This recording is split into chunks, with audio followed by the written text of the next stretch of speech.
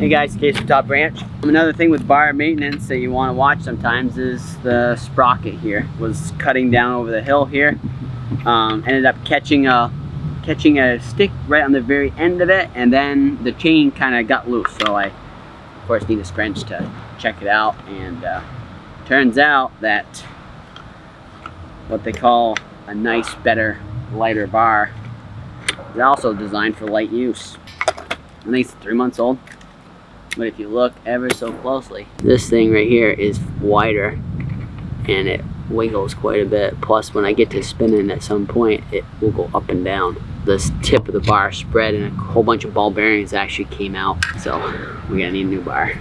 While we're here, we'll talk about bar maintenance and kind of what to look for when you are using bars, what happens. Sometimes you see it where I have it this way, and then other times you'll see in the different videos that it's this way. The reason why I flip it over back and forth is because it allows there to be wear on both sides. Plus when I'm boring into it, the tip will end up have a groove in it from all that chain coming around and pushing on it. So when you flip it over, it kind of helps it wear everything out. But as it wears, they will end up making these little burrs on it. So you can take a easy flat file. If you're handy with a grinder, I usually do bench grinder, go nice and quickly and easy. Take that burr right off.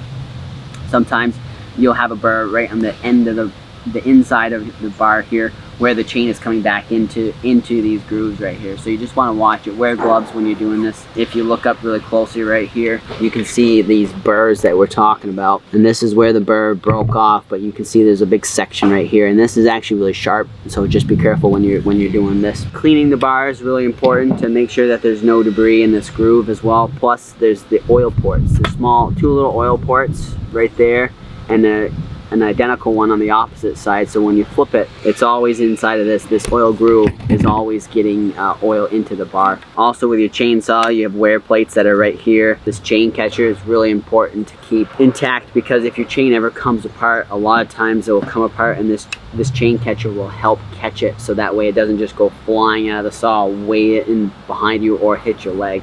So just be careful to make sure. Sometimes when you're brand new chainsaw or brand new chain, they have a tendency to stretch, and when they come off the saw, especially like when you're cutting small brush, that chain catcher will get it's only made of aluminum. It's made of a lighter a softer steel than the chain is, so it doesn't hurt your chain. If it catches, it might just dull a tooth here and there, but make sure you keep an eye on that and replace it if it starts getting cracked or anything like that, because you want that to work. That's a safety. And usually when you're changing your chain, you're filling up or anything like that, that's when I flip my bar over to help even that wear out. And that's a great time to check it, because something can happen, a chip in it or a big burr on it or something like that, and it's a good time to check it to make sure that it's not going to hamper you when you're in the field, basically. So when you're just every time you change the chain, just flip it over, and then when it really needs it, when you can feel the burr pretty well, just take either a little flat file or a grinder and just trim it up a little bit, make it so that way it lasts that much longer and keeps you more productive that way.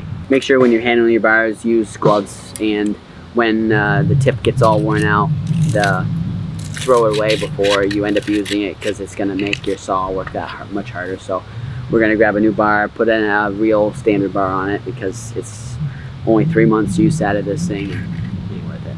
Not for the extra money, basically, to make it seem a little lighter. A normal bar, I'll get easy between a year and a half if you're kind of if you're not overly working them, pinching them, and if you keep a sharp chain. Keeping a sharper chain makes it so you don't have to push quite as hard, which will keep this bar from wearing on the outside and on the inside. Remember to like and subscribe.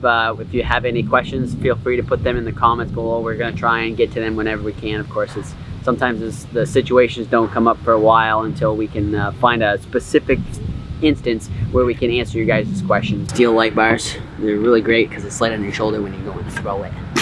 Now that's a wrap.